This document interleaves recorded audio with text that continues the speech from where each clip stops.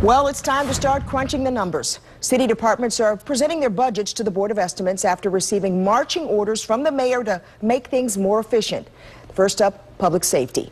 ABC 2 News' Roosevelt Leftwich joins us now with more. Rosie?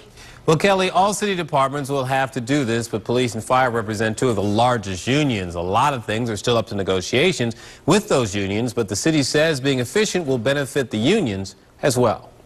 First, the police department. Staffing won't change. In fact, the department will continue to hire new officers. They're also installing more than 550 crime cameras across the city and buying 4 new helicopters.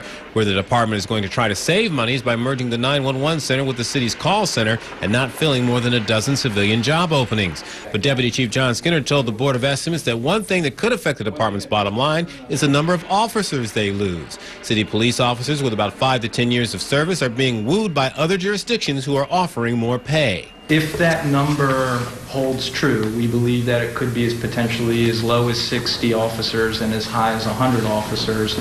Then we could see an attrition rate this year which could be significantly higher than we've seen in past years. If we're averaging 200 and we get 60 additional attrition between those kind of important years of 5 to 10 years, that could have a significant impact. It could be looking at attrition rate closer to 250.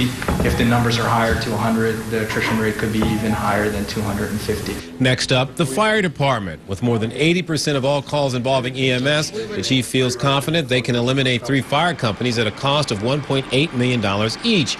But Chief Clack says this won't involve closing firehouses, but eliminating extra engines in houses with more than one company.